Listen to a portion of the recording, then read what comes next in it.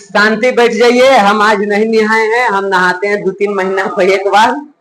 ठीक, रोज नहाने से पानी की बर्बादी होती है और जल संरक्षण बहुत आवश्यक है, खास करके गर्मी के दिन में। चैप्टर पाइए, हम लोग पढ़ रहे थे सत्ता में साझेदारी की कार्य प्रणाली के बारे में। ठीक है, और उसमें हम लोगों ने अंतिम जो टॉपिक किया था उस टॉपिक का नाम था भाषा नीति, और बताए थे कि जब केंद्र सरकार भाषा के आधार पर होने वाले टकरावों को रोकने के लिए जिस नीति को वो अपनाता है वही क्या होता है, भाषा नीति होता है। कुछ सवाल है? नहीं है? पढ़ाते चले। बोला कि लंबा प्रक्रिया है। अब देखो इधर, आज हम लोगों को पढ़ना है केंद्र शक्ति के बारे में। पीछे के चैप्टर में हम ये बता दिए हैं कि केंद्र की शक्तियां देखो तो राज्य के शक्तियों की तुलना में कुछ अधिक है, ज्यादा पावरफुल है। ठीक, हम सोच रहे हैं कहीं कुछ सवाल पूछ ले, जैसे कि सोवियत संघ के विघटन कब हुआ था? कब हुआ था जी? अच्छा, ये तो बोलिए दे, तू बोलो। हाँ, जी सही बात। ना जैसे कि पता करना था तो अपना जोड़ा ना, मतलब याद है। चलिए बताइए, वेस्ट इंडीज में संघवाद के विकास कब हुआ था? वेस्ट इंडीज में संघवाद की स्थापना कब की गई थी? ना पता। भारत में कैसी नागरिकता है? एकल की, दोहरी की, तिहरी? दोहरी नागरिकता कहाँ पर बताए थे? तो एक आध को देश के नाम बताओ ना। चलिए अगला सवाल, हमनी के संविधान में कितने भाषाओं को सम्मिलित किया गया है? तू देखते रह जाएगा, हम कहां से पूछ, हम तो पन्ने पलटित रह जाएगा। किस अनुसूची में इसको रखा गया है? अरे कौन अनुसूची में रखा है? दांत दिखा रहे हैं तब बोल दे, दांत दिखा रहे हैं, लगता सुत्थर कोई के दांते ना। चलिए एक सवाल और हो जाए। एक सवाल और क्या था, भूल ले, क्या पूछ रहे थे? हम ही भूल गए, आप पूरा भूल गए।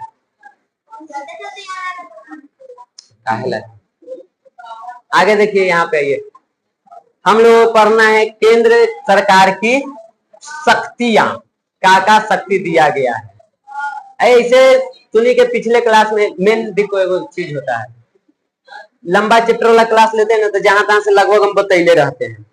बताओ, पॉइंट नहीं बताए हैं कि किसी भी राज्य के अस्तित्व, यानी कोई नया राज्य के गठन करना, ठीक, उसका सीमा कहां तक रहेगा, कितना क्षेत्रफल होगा, उसका क्या नाम होगा, नाम भी क्या नाम रहेगा, वो नाम उसमें परिवर्तन किया जाए कि ना किया जाएगा, ये सब अधिकार किसको मिला है? केंद्र सरकार को। इसके बारे में नहीं बताए पिछले क्लास में कि कोई भी नया राज्य बनता है तो केंद्र सरकार के पास उसकी शक्ति है। राज्य तो बना नहीं सकता है, हम बनाएंगे दूसरा राज्य को, केंद्र सरकार बना। ठीक, उसके बाद इस शक्ति का दुरुपयोग न हो इसके लिए एक व्यवस्था भी की गई है। व्यवस्था क्या? अगर आप किसी राज्य का नाम में परिवर्तन कर रहे हैं या उसके सीमा में परिवर्तन कर रहे हैं तो आपको उस राज्य से भी विचार विमर्श आपको करना पड़ेगा। जैसे बिहार से झारखंड बनाना था तो बिहार ये डिसीजन नहीं ले सकता है। ठीक, ये डिसीजन कौन लेगा? केंद्र सरकार। वही डिसाइड करेगा कि बिहार अलग होगा कि नहीं होगा, अलग होकर राज्य बनेगा कि नहीं बनेगा, तो कितना दूर तक बनेगा, उसका क्या नाम रखाएगा, ये सब कौन डिसाइड करेगा? केंद्र सरकार। लेकिन अकेले केंद्र सरकार भी नहीं, उसको बिहार सरकार से यहाँ से भी परमिशन लेना होगा। तो जाहिर सी बात है, जब झारखंड बिहार के साथ था तो झारखंड के एरिया के भी लोग इसमें विधानसभा में थे, वो लोग तो चाहेंगे कि अलग हो जाए, तो उस आधार पर इसको क्या कर दिया गया? अलग कर दिया गया 15 नवंबर को। ठीक, तो इस तरह से यह शक्ति किसके पास होता है? केंद्र सरकार के पास। अगर वो पूछेगा केंद्र सरकार की 4 शक्तियों को लिखे, एक शक्ति समझ गई, किसी भी नए राज्य के निर्माण, उसका नामकरण, उसका सीमा क्षेत्र तय करने का शक्ति किसके पास है? केंद्र सरकार के पास है। आगे देखिए दूसरा, संविधान में केंद्र को अत्यंत शक्तिशाली बनाने वाली कुछ आपातकालीन प्रावधान भी है। हमने के संविधान ने भी केंद्र और राज्य की तुलना में केंद्र को ज्यादा शक्तिशाली बनाया है। सबसे पहले आपातकाल लगाने का अधिकार राज्य सरकार को नहीं है। मान लो अभी जम्मू कश्मीर में है, तो खैर जम्मू कश्मीर तो केंद्र शासित प्रदेश है। मान लो बिहार है, बिहार में मान लो चीन अटैक कर देता है, तो बिहार सरकार आपातकाल की घोषणा कर ही नहीं सकता है, वो राष्ट्रपति करेगा। तो राष्ट्रपति किया तो वो कहाँ चला गया? केंद्र सरकार के पास। तो उसको ये शक्ति दिया गया है, तो यहाँ से भी शक्तिशाली हो जाता है। उसके बाद जिस राज्य में तुमको आपातकाल लागू हो जाता है, वहां पे क्या करना है न क्या करना है, वो पूरा का पूरा डिसीजन जो है वो कौन लेगा? केंद्र सरकार लेता है, क्योंकि राष्ट्रपति का शासन है। तो राष्ट्रपति का शासन मतलब केंद्र का शासन है, तो ये अधिकार उसको दिया गया है। ठीक, तो यहां से भी ये शक्तिशाली बन जाता है। उसके बाद आपातकाल के दौरान शक्तियां कानूनी रूप से केंद्रीकृत हो जाती है। अभी भले बिहार के पास पूरा अधिकार इसी के पास है, अपने बिहार में क्या करना है, लेकिन जैसे ही बिहार में आपातकाल लगेगा, लगभग सारी शक्तियां ये किसके पास चला जाएगा? केंद्र सरकार के पास। अब इसमें राज्य सरकार कुछ नहीं कर सकती है, वो सब के सब डिसीजन कौन लेगा? केंद्र सरकार लेगा। ठीक, संसद को राज्य के अधिक क्षेत्र में आने वाले विषयों पर भी कानून बनाने की शक्ति प्रदान हो जाती है। हमने पढ़े ना कि इसके शक्तियों का बंटवारा 3 सूची में किया गया है। कौन कौन सूची है? हाँ, स्थानीय सूची अभी चैप्टर चल रहा है, खत्म पीछे। अच्छा, एक दिन तो नहीं आया था, जिस दिन बताए उस दिन तो तू आया था ना, तब फिर का रोज हम बता रहे हैं। 3 गो सूची कौन कौन सा है? कौन कौन है लड़की? ये सब न करते रिविजन है, खाली टिक मार लेंगे खत्म है। सीधा तो है संघ सूची, राज्य सूची है, वो समवर्ती सूची। केंद्र सरकार के लिए संघ, सरकार के लिए संघ सूची, राज्य सरकार के लिए राज्य सूची है, बीच में बचा समवर्ती, दोनों के बराबर बाटल है, दोनों को उसमें अधिकार है। नहीं, स्थानीय सूची उसको कैसे कहेगा तू? उनमें केंद्र सरकार भी शामिल है और राज्य सरकार भी, तो ठीक तो है। वो केंद्र सूची तू बोल सकती है, ऐसे संविधान में जो लिखा वो संघ सूची नाम है उसका, लेकिन मान लो बोले इंडिकेट कर दे, वो बोल रहा है स्थानीय सूची। स्थानीय सरकार बोले, स्थानीय सूची कहाँ है? अब यहाँ देखो, तो संसद के पास कुछ ऐसे अधिकार हैं कि वो राज्य के भी अधिकार क्षेत्र में आने वाले विषयों को कानून बना सकता है, कुछ विशेष परिस्थिति में, हमेशा नहीं। जो राज्य सरकार को मिला हुआ है ना, जैसे मान लो पुलिस की नियुक्ति किसके अधिकार में है? राज्य सरकार के, लेकिन कुछ विशेष परिस्थितियों में केंद्र सरकार भी नियुक्ति कर सकता है पुलिस के, ये उसके पास अधिकार है, लेकिन हमेशा नहीं, कुछ वैसा स्थिति आ जाए तब। उसके बाद तीसरा, सामान्य स्थितियों में भी केंद्र सरकार को अत्यंत प्रभाव और वित्तीय शक्तियां एवं उत्तरदायित्व प्राप्त है। वित्तीय शक्ति पूरा का पूरा किसके पास है? केंद्र सरकार के पास। ऐसे राज्य में भी होता है धन विधेयक और समान विधेयक, लेकिन ज्यादा पावरफुल कौन है तुमको? तो केंद्र सरकार है। ठीक, ज्यादा उत्तरदायित्व कौन होता है? किसको जवाबदेही होता है? केंद्र सरकार के, तो वहां से भी ये शक्तिशाली हो गया। आय के जितना भी प्रमुख संसाधन है होगा पर किसका नियंत्रण होता है? केंद्र सरकार के। जैसे मान लो बिहार में, झारखंड में कोयला निकल रहा है, तो क्या उसमें पूरा नियंत्रण झारखंड के सरकार के है? भारत सरकार के है। ठीक, अगर मान लो हमने के बिहार में कोई खनिज निकले, तो पूर्णतः यहाँ पे बिहार सरकार का नियंत्रण नहीं होगा, भारत सरकार का रहेगा।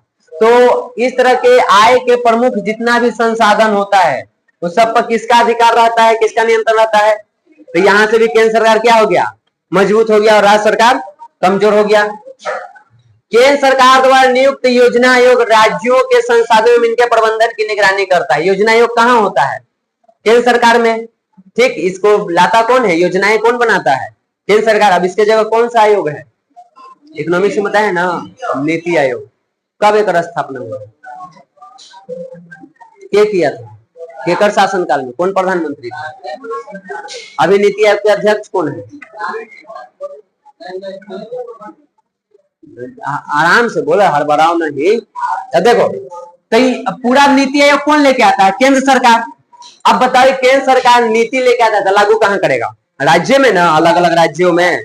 तो राज्य में योजना आयोग या नीति आयोग लागू हो रहा है, लेकिन उसको बना कौन रहा है? केंद्र सरकार। तो वहां से भी केंद्र सरकार शक्तिशाली दिख रहा है। उसके बाद देखो, इसके अलावा केंद्र सरकार अपने विशेषाधिकारों का प्रयोग कर राज्यों को ऋण एवं अनुदान देती है।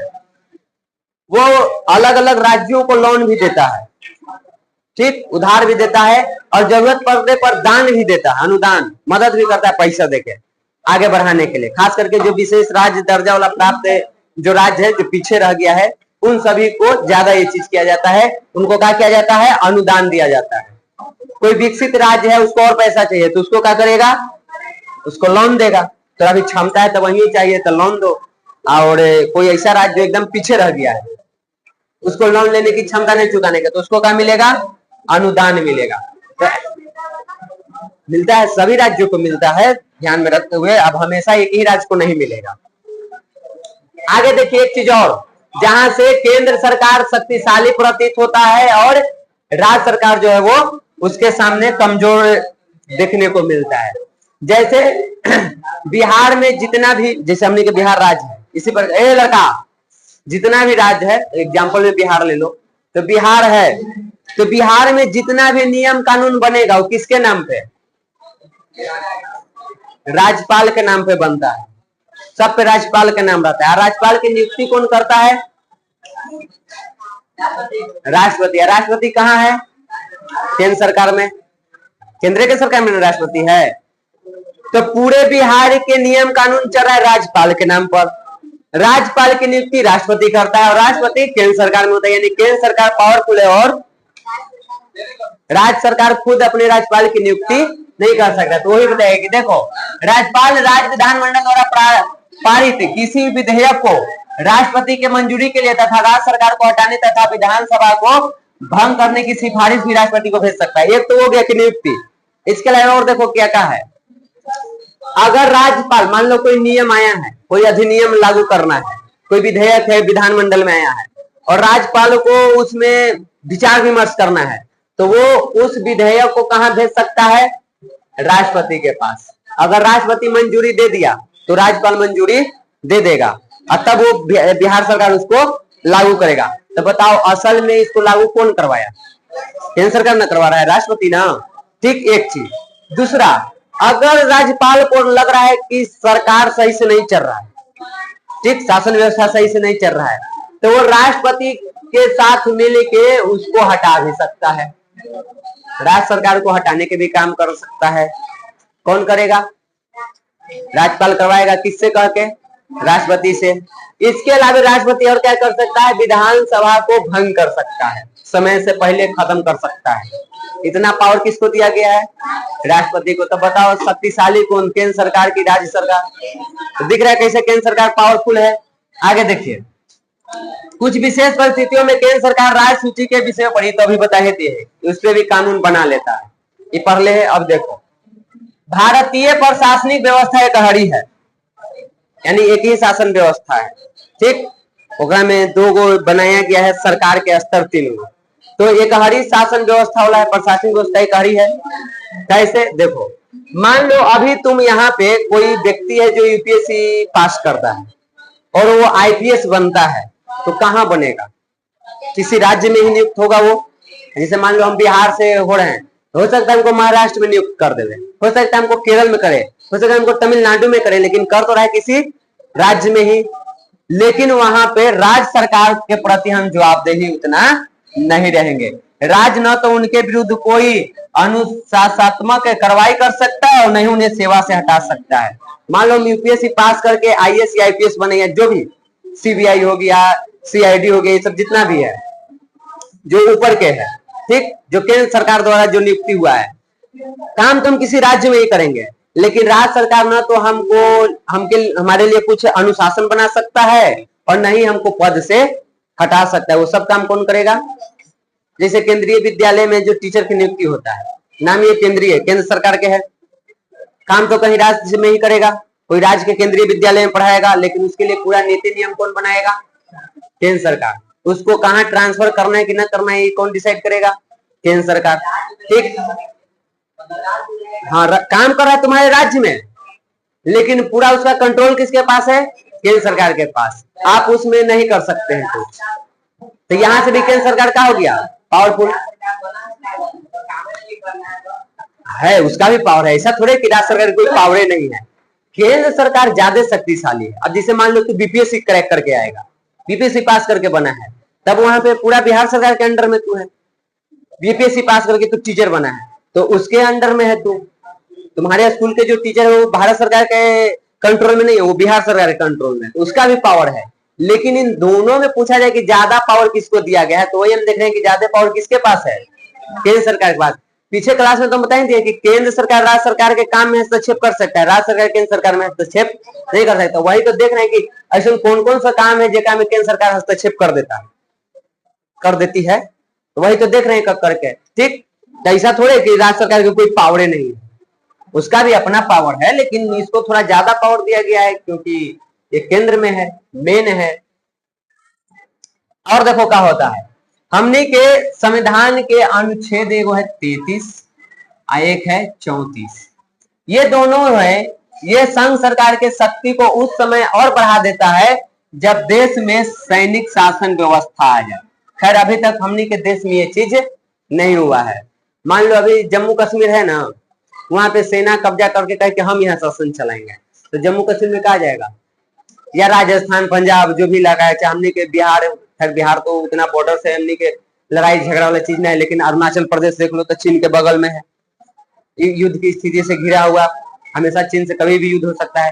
तो मान लो अरुणाचल प्रदेश की सेना कहती है कि हम यहाँ पे अपने सरकार चलाएंगे, हम भारत सरकार की बात नहीं मानेंगे, तो वहां पे अनुच्छेद 33 और 34 लागू करके संघ सरकार को और शक्तिशाली बना दिया जाएगा और संसद को अधिकार मिल जाएगा कि ऐसी स्थिति में वह केंद्र या राज्य के किसी अधिकारी के द्वारा शांति व्यवस्था बनाए रखने या उसकी बहाली के लिए किए गए किसी कार्य को कानूनन जायज करार दे सके। ये पावर इसको मिल जाता है। समझा? न समझ में आया? अनुच्छेद 33 और 34 के तहत संघ सरकार को सैनिक शासन व्यवस्था के तहत ये पावर मिल जाता है। अब वो पावर तो नहीं समझ में नहीं आ रहा कि क्या मिल जाता है। तो देखो यहाँ पे जब कोई चीज ना समझ में आवे तो उसको 3 बार 4 बार 5 बार 6 बार पढ़ो, 10 बार पढ़ो, समझ में आएगा। यहाँ से पढ़ो, संसद को अधिकार मिल जाता है, इतना समझ में आया?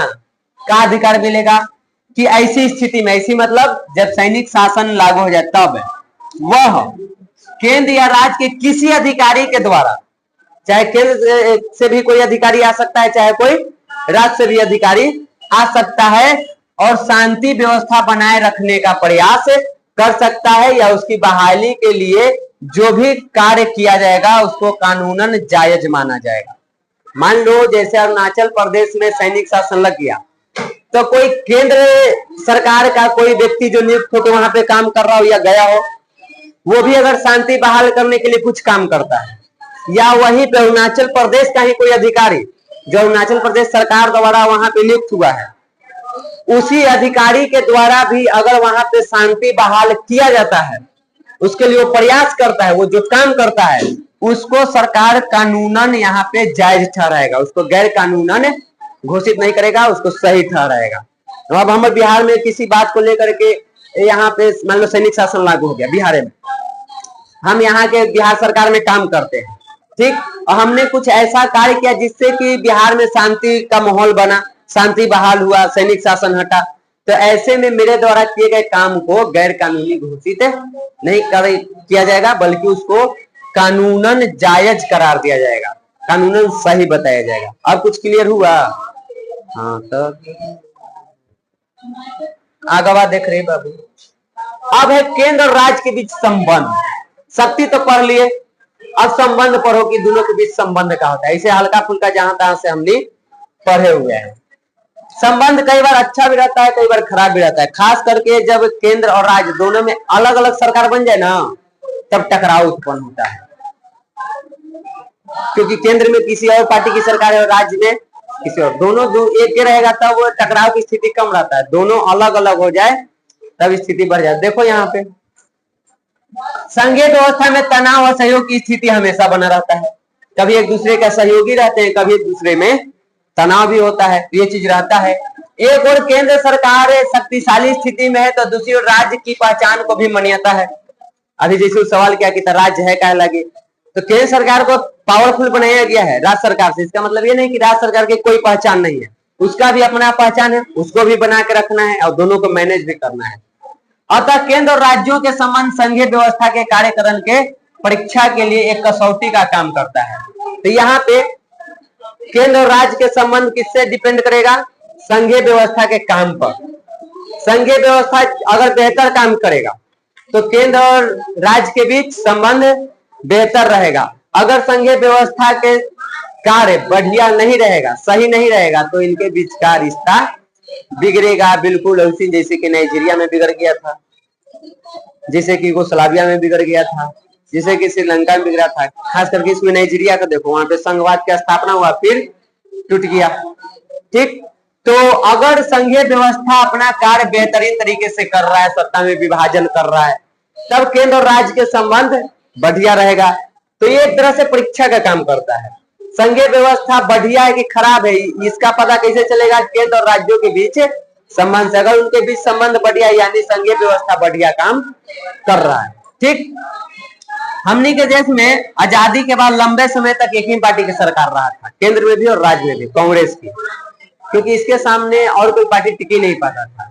आजादी में इसका सबसे बड़ा योगदान था, सबसे पुराना पार्टी भी था, और जितने भी बड़े बड़े नेता थे उस समय के भारत को, सब किस पार्टी में थे?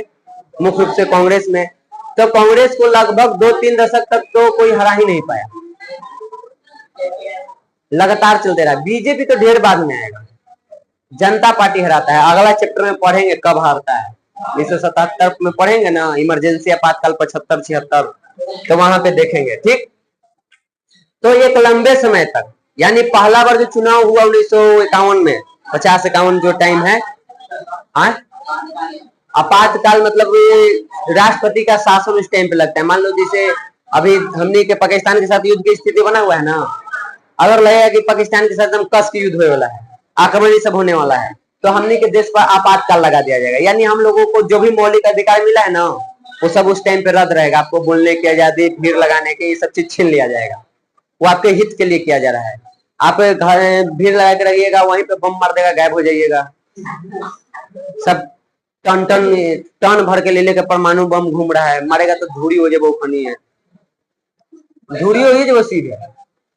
ठीक, तो वो एक अधिकार दिया गया है, राष्ट्रपति शासन, पूरा वो केंद्र सरकार के पास सत्ता चला जाता है, पूरा अधिकार आपका जो राष्ट्रपति, प्रधानमंत्री के कहने पर राष्ट्रपति इसकी घोषणा करता है। तीसरा चैप्टर में उसको हम लोग पढ़ेंगे बढ़िया से। इंदिरा गांधी लगाई है। ठीक, वो घड़ी ना नाम नहीं याद आ रहा है ना, वो तो ढेर बाद में आएंगे ना, जाना था कहला उसको गोबर कर रहा है। हमको भी याद नहीं आ रहा है कि कौन थे उस टाइम पे, कहे कि जाकिर हुसैन बने थे, उसके बाद कौन थे, फिलहाल दिमाग में आइए नहीं रहा। कोई नहीं, जब आपातकाल पढ़ेंगे तो पूरा बताएंगे कि कौन थे, कहाँ थे। न होगा तो कुछ बाहरी कहानी भी ऊपर बता देंगे। आखिर इंदिरा गांधी आपातकाल क्यों लगाती है, वजह क्या है वो, क्योंकि ऐसे ही आप थोड़े कर दीजिए कि हम आपातकाल लगा रहे हैं। आपातकाल लगाने की कुछ शर्तें हैं, तो वो हम बताएंगे, कहानी बताएंगे, तो उस टाइम पे बताएंगे। क्योंकि राष्ट्रपति की ज्यादा बीच में हमको याद नहीं, हमको लाइन से 3 को याद है कि सबसे पहले बने तुमको राजेंद्र प्रसाद, फिर राधा कृष्णन, फिर जाकिर हुसैन, ये 3 को याद है। फिर इनने में याद है हमको है प्रतिभा सिंह पाटिल हो गई, एपीजे अब्दुल कलाम है, फिर रामनाथ कोविंद है, अभी जो हमने के द्रौपदी मुर्मू है, यही सब। अब बीच वाला कुछ है जो हमको याद नहीं है। सब लाइन से पूरा राष्ट्रपति के या प्रधानमंत्री का पूछेगा कि लिस्ट बताइए, तो फिलहाल याद भी रखेगा तो रिवीजन न करेगा तो क्या हो जाएगा, लिस्ट नहीं याद रहेगा। आप ट्रिक लगाते रहेगा बार बार रिवीजन। आप उतना हाई लेवल के हम पढ़ाते नहीं है अभी, रिवीजन होते रहे, हम तो यही सब में रह जाते हैं। लेकिन भविष्य में वो सारी चीजें होगी क्लियर। मेरा आपका क्या होगा आप समझिए। तो देखिए तो केंद्र में भी वही पार्टी, राज्य में भी वही पार्टी। और इस दौरान केंद्र और राज्य के बीच संबंध बढ़िया था, केंद्र में भी कांग्रेस, राज्य में भी कांग्रेस। तो जो केंद्र सरकार कहेगा राज्य सरकार सुनेगी, चाहे राज्य सरकार कुछ भी बोलेगी तो केंद्र सरकार उस पर ध्यान देगी। तो कोई दिक्कत नहीं था, क्योंकि दोनों जगह इसी की सरकार थी। समस्या तब हुआ जब केंद्र में अलग पार्टी के सरकार और राज्य में अलग पार्टी की सरकार। अब इन दोनों के विचारों में क्या होगा, टकराव। तो ये सारी चीजें होते रहती है, ठीक। तो यहाँ पे केंद्र सरकार जो है, अगर राज्य में किसी और पार्टी की सरकार बन जाए तो केंद्र सरकार वाला क्या करता है, राज्य सरकार के बातों को अनदेखा करता है, ध्यान नहीं देता है उस पर, और यहीं से टकराव जन्म ले लेता है। जैसे देखो यहाँ पे हुआ है, राज्यों ने यहाँ पे अनदेखा किया गया था उस टाइम पे भी, क्योंकि केंद्र में कांग्रेस है, राज्य में अलग अलग पार्टी के सरकार बन गया, तो उसके अधिकारों को, उनके मांगों को अनदेखा करने लगा। तो इससे राज्यों ने केंद्रीय सरकार की शक्तियों का विरोध करना शुरू कर दिया था। राज्यों के को और स्वायत्तता एवं शक्तियां देने की मांग की गई थी। उन दिनों अक्सर केंद्र सरकार संवैधानिक उपबंधों का दुरुपयोग कर विपक्षी दलों को राज्य सरकार को भंग कर देती थी। उस टाइम में होता था, क्या करती था सरकार, किसका है, कांग्रेस का। तो कुछ ऐसा नीति लगाता था, कुछ ऐसा भड़काऊ संविधान का दुरुपयोग करके किसी तरह से राज्य में दूसरा पार्टी की सरकार गिरा के अपन पार्टी की सरकार बना लेता था, ताकि दोनों जगह हम खुद शासन करें। तो ये सारी चीजें होती थी। 1980 के दशक में केंद्रीय सरकारों ने जम्मू एवं आंध्र प्रदेश की निर्वाचित सरकार को बर्खास्त कर दिया था। ये घटना हुआ है, वहां के सरकारों को क्या कर दिया, हटा दिया, भंग कर दिया। और यह संघीय भावना के प्रतिकूल काम था। ये कहीं से भी संघीय शासन व्यवस्था के लिए सही चीज नहीं था, बल्कि उसके लिए हानिकारक चीज था। तो ऐसा भी किया गया है कई बार। तो यही है केंद्र राज्य के संबंध, कभी दोनों के बीच अच्छा संबंध भी रहता है, कभी खराब भी। अभी बिहार सरकार और केंद्र सरकार के बीच अच्छा संबंध रहेगा, क्योंकि दोनों के बीच गठबंधन है। पार्टी भले अलग अलग है, वहां पे बीजेपी की सरकार है, यहाँ पे जदयू की सरकार है, लेकिन दोनों के केंद्र में गठबंधन है, तो दोनों के बीच अच्छा रिश्ता रहेगा। कभी भी बिहार सरकार और केंद्र सरकार के बीच टकराव नहीं हुआ, लेकिन जिस दिन ये गठबंधन टूटा, इन दोनों के विचार में टकराव शुरू हो जाएगा। तो केंद्र और राज्य के बीच ऐसा संबंध रहता है, एक दूसरे के अनुसार काम कर रहे हैं, एक दूसरे के। केंद्र सरकार राज्य सरकार के अधिकार में हस्तक्षेप करके तो सरकार तक गिरा देगा, लेकिन राज्य सरकार कुछ नहीं कर सकता। वहां के सरकार को खत्म कर दिया गया, वो घड़ी कांग्रेस की सरकार थी। और 1980 के दशक के बात हो रहा है, तो 1980 में इंदिरा गांधी भी शायद रही थी, और उसके बाद उनका बेटा के शासनकाल था।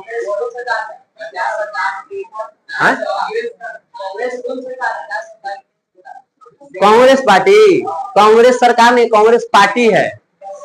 और वो पार्टी ऐसा है, वो केंद्र में भी सरकार बना सकती है, राज्य में भी। अगर जैसे अभी हमने के विधानसभा के चुनाव होने वाला है इंसान, तो अगर उनमें केंद्र सरकार 122 सीट जीत जाती है, अगर ये कांग्रेस पार्टी अकेले 122 सीट जीत जाती है, तो यहाँ पे किसका सरकार बन जाएगा। और लोकसभा के चुनाव होता है, वहां पे 272 सीट अकेले कांग्रेस जीत जाती है, तो वहां पे भी किसका होगा। तो एक पार्टी है, क्योंकि सरकार हम बिना पार्टी के नहीं बना सकते हैं। सरकार बनाने के लिए हमें राजनीतिक दल के, पार्टी की जरूरत होता है। उसी के माध्यम से हम विधायकों को, सांसदों को इकट्ठा करते हैं और बहुमत प्राप्त करके सरकार बनाते हैं। तो केंद्र सरकार, ये कांग्रेस पार्टी केंद्र में भी सरकार बना सकती है और 2800 राज्यों में भी बना सकती है, अगर बहुमत प्राप्त करे तब। वो सरकार नहीं है, बहुमत नहीं है तो सरकार में है, बहुमत खत्म सरकार खत्म। बीजेपी पार्टी है, सरकार नहीं है। जिस दिन बहुमत खत्म, उनका सरकार खत्म। अगर आज बहुमत खत्म होता है, आज 272 से एक सीट भी कम हुआ, जैसी दूसरे खतर होगा, उनका सरकार गिर जाएगा।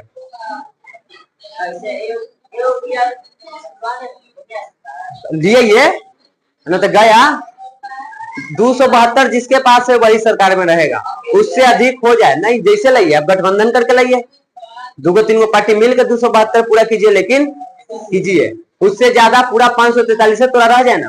कांग्रेस के तो एक बार जब इंदिरा गांधी की हत्या हो गई थी, तो उसके बाद उनका बेटा जब लड़ा था चुनाव, तो लगता है कि 416 सीट मिला था अकेले। सहानुभूति के तौर पर लोगों की सहानुभूति जुड़ गई इंदिरा गांधी से, और मुंह मैं लगा के, जबकि राजनीति सब में इन सब चीजों का प्रयोग नहीं करना चाहिए। ठीक, सरकार चुनने में कोई मोह माया नहीं। लेकिन उस टाइम के एक इतिहास है, 400 पार है। इस बार मोदी जी भी अपना टारगेट रखे थे, अब की बार 400 पार। मेहनत हो गया बेकार है, फिर बना जाके गठबंधन के सरकार, ठीक। लेकिन चल रहा है ना, तो गठबंधन करके भी आप 272 पार कीजिए, कम से कम 272 पूरा कीजिए, ठीक। अब इधर देखो आगे। अरे आजकल के जनता सब तेज है, इसी के बीच से ना, ये हमने इतना जनता ही में से ना कोई वो निकल के नेता बनेगा। तो ये जो छल कपट है, हम तो यही सीखे हैं। तो नेता छल कपट, जनता तो बुरे है, उसी के बीच से निकल के तू नेता बना है। आजकल जनता छल कपट कर दे रहा, पता न चला है कन्या वोट गिरता हुआ। तो पहले का जमाना गया, डिजिटल जमाना है। हाँ, अब कुछ बड़ा खेल खेले पड़ता है। आगे देखो, भारतीय संघीय व्यवस्था में राज्यपाल की भूमिका केंद्र और राज्यों के बीच हमेशा के लिए एक विवाद के विषय बना रहा है। ये क्यों बना रहा है? इसका वजह है बिहार सरकार है, और राज्यपाल की नियुक्ति कौन करता है? केंद्र सरकार, राष्ट्रपति, ठीक। अब राष्ट्रपति किसके कहने पर करेगा? अब समझो, मान लो यहाँ पे जदयू के सरकार है ना, ठीक, और वहां पे बीजेपी के है ना केंद्र में। समझो, देखो दोनों में लड़ाई कैसे होगा। इन दोनों में गठबंधन नहीं है अभी, ये मान लो। अब बीजेपी में प्रधानमंत्री कौन है? नरेंद्र मोदी। राष्ट्रपति द्रौपदी मुर्मू। अब मान लो बिहार में कोई राज्यपाल की नियुक्ति करना है, तो ये नियुक्ति कौन करेगा? द्रौपदी मुर्मू करेंगी, क्योंकि वही राष्ट्रपति है। लेकिन केकर कहल पर? अब प्रधानमंत्री किस पार्टी के? तो चाहेंगे कि मेरे पार्टी का ही कोई आदमी यहाँ पे नियुक्त हो, चाहे मेरे अनुसार जो आदमी काम करे वही नियुक्त हो, चाहेंगे ना ये प्रधानमंत्री। अब यहाँ पे उनका कहल अनुसार होगा, तो यहाँ पे नीतीश बाबू का कहेंगे ये तो गलती बात हो गया, इनकर कहल पर नियुक्त हुआ है, तो इनकर बात सुनेगा, हमारी बात थोड़े सुनेगा। और इस बात को लेकर के इन दोनों के बीच क्या होगा? टकराव होगा। तो ऐसे हमेशा से टकराव होते रहा है। केंद्र सरकार और राज्य सरकार के बीच राज्यपाल के नियुक्ति को लेकर के हमेशा से एक विवाद का विषय बना रहा है। अगर दोनों में गठबंधन है तब कोई दिक्कत नहीं है, अगर एक ही पार्टी दोनों जगह पे तब कोई दिक्कत नहीं है। लेकिन अगर दोनों जगह अलग अलग पार्टी है तब समस्या खड़ा हो जाता है। हाँ, वो राष्ट्रपति करता है।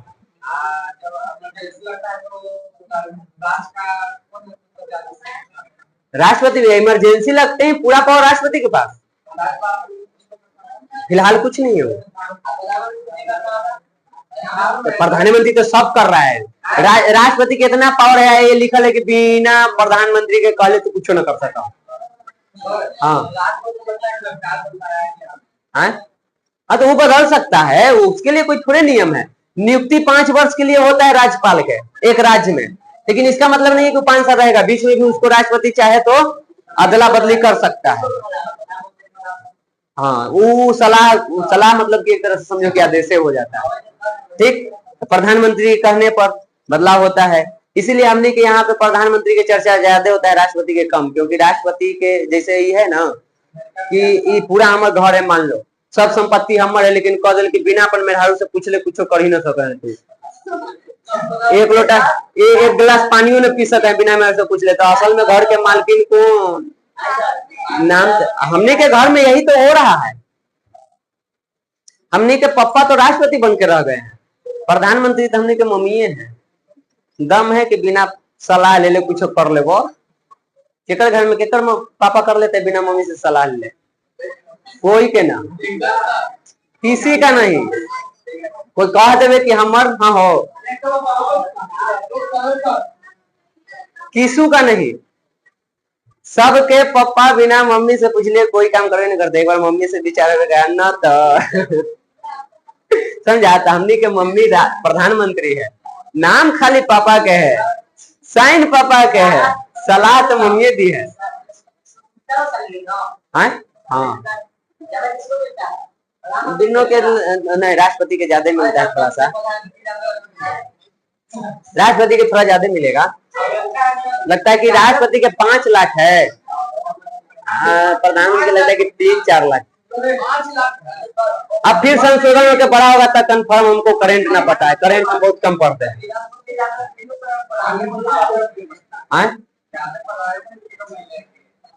क्या चीज?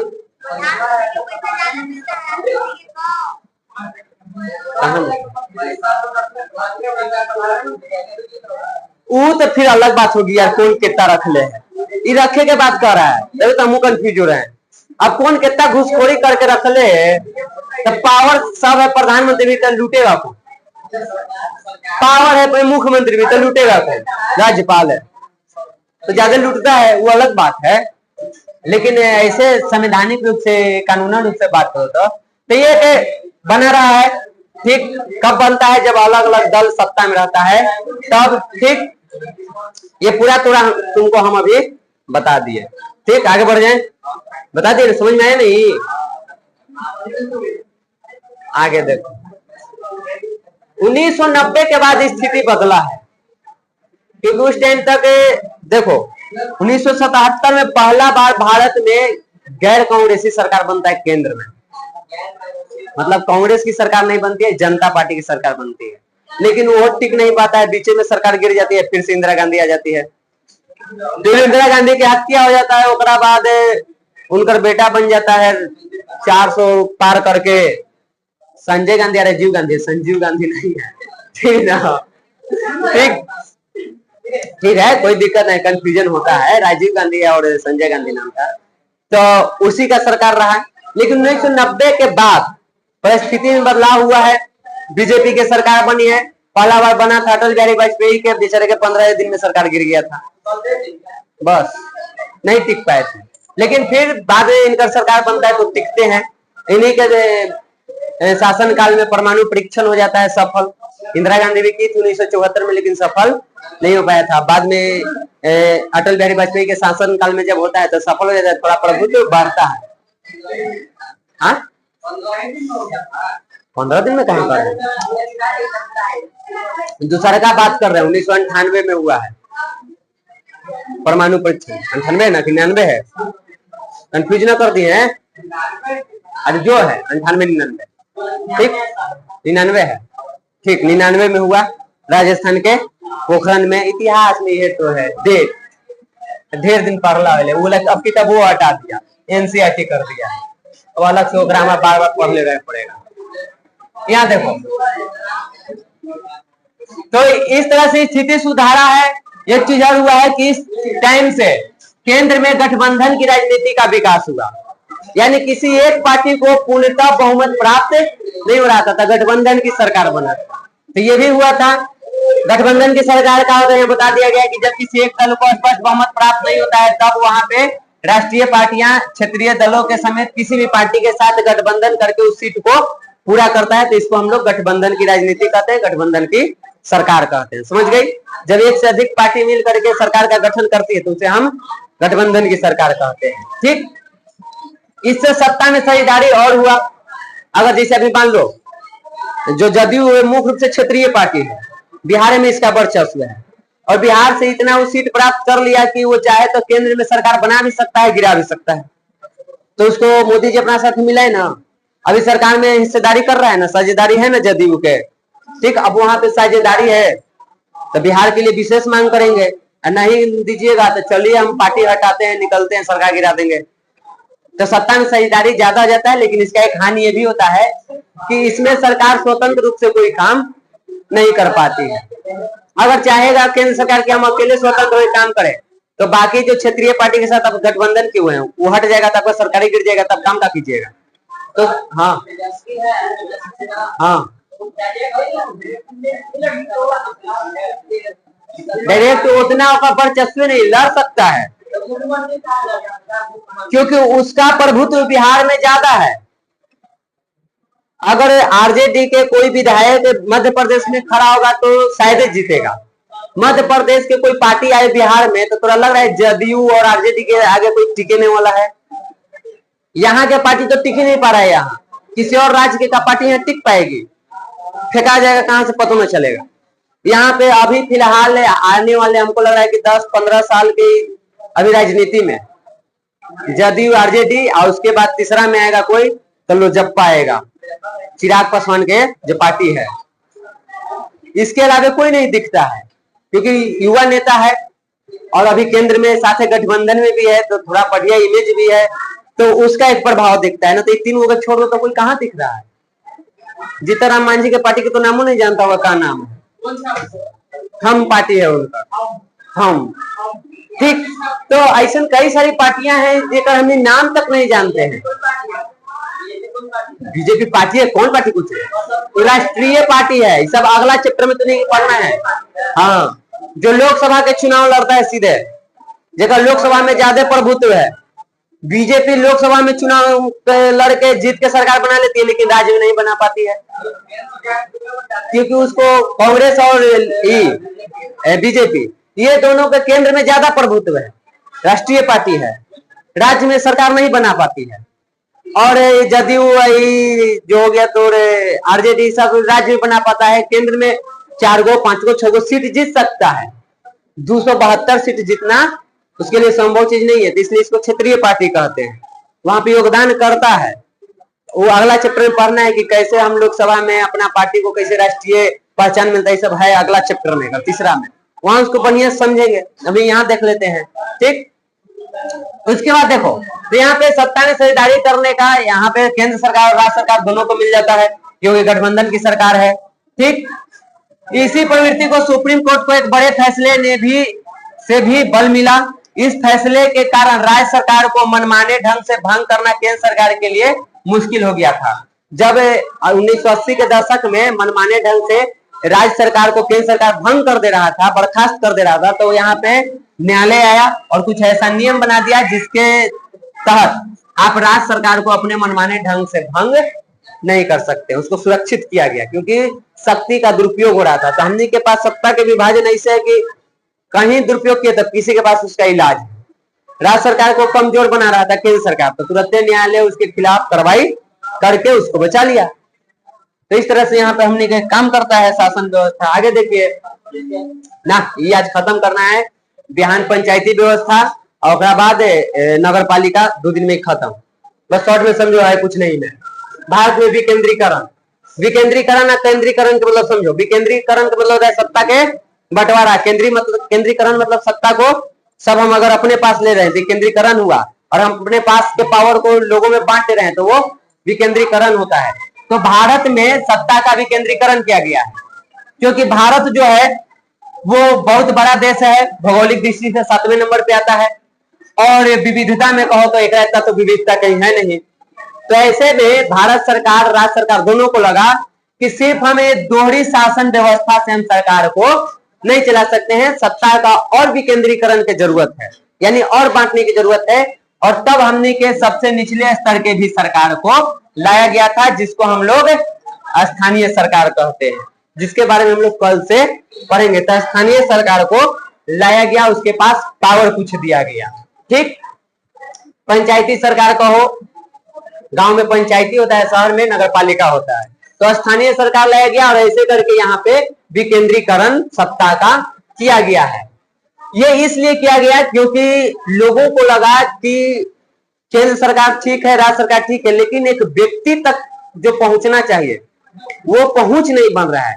राज्य सरकार और एक व्यक्ति के बीच संपर्क नहीं बन रहा था, केंद्र सरकार और एक व्यक्ति के बीच संपर्क नहीं बन रहा था, वो एक दूसरे से जुड़ नहीं रहा था, क्योंकि लंबा प्रक्रिया हो जाता है। हम सीधे राज्य सरकार के पास अपनी बात नहीं जाके रख सकते हैं, कोई बड़ा मुद्दा रहेगा तभी वहां जाएगा।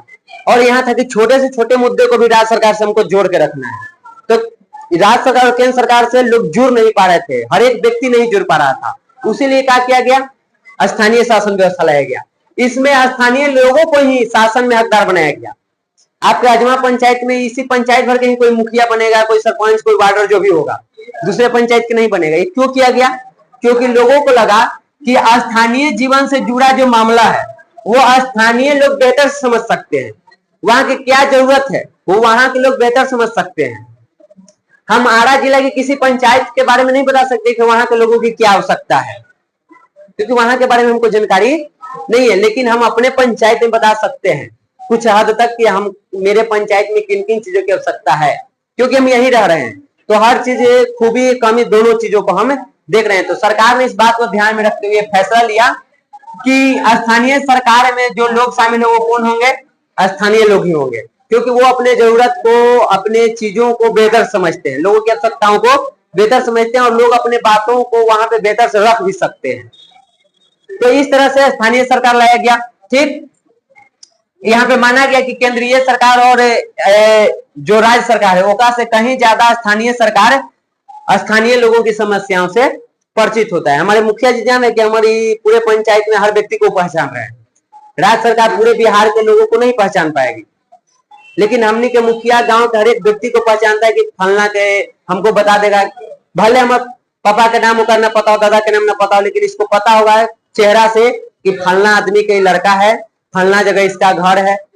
ठीक, इसके पिता क्या करते हैं, क्या करते हैं, सब उसको जानकारी है पूरे पंचायत के। तो कोई भी समस्या को बेहतर समझ सकता है।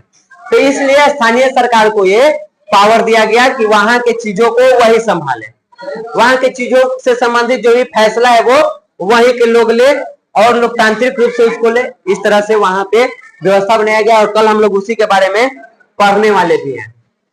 एक चीज और किया गया, इसमें महिलाओं को भी ध्यान में रखा गया। महिला की स्थिति भारत में बहुत खराब था, तो ऐसे में क्या किया गया कि स्थानीय सरकार में महिलाओं को आरक्षण दिया गया कि जो स्थानीय सरकार है, पंचायत वाला, नगर पालिका वाला, उसमें महिलाओं को अधिकार मिलेगा। 33% आरक्षण दिया गया कि 100 गो में से 33 गो महिला रहेगी।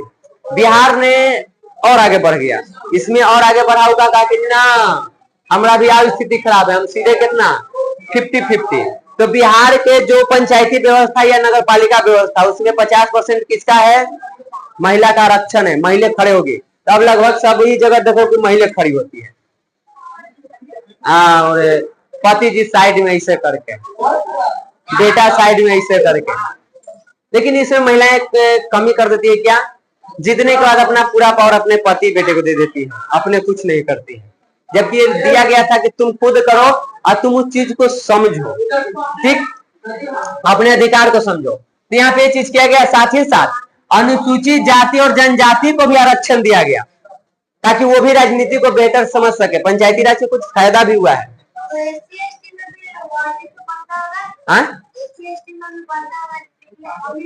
हाँ, फिक्स रहता है कि इतना पे वही खड़ा होगा, SC ST वाला ही, ताकि वो सरकार में। अरे नीची कास्ट वाला लोग है, ठीक, शेड्यूल कास्ट, शेड्यूल ट्राइब्स, आदिवासी लोगों के लिए सीट फिक्स होता है, या हमारे यहाँ जो नीची जाति के लोग हैं उनके लिए इन्हीं की सरकार रहेगी। कई बार शोषण हो जाता है ना, तो सरकार ये भी कर देती है ना, कर सकती है, कह देगा कि इस बार के चुनाव में सिर्फ SST के ही लोग खड़ा होंगे, ठीक, ST लोग ही खड़ा होंगे, यानी अनुसूचित जाति के ही लोग खड़ा होंगे।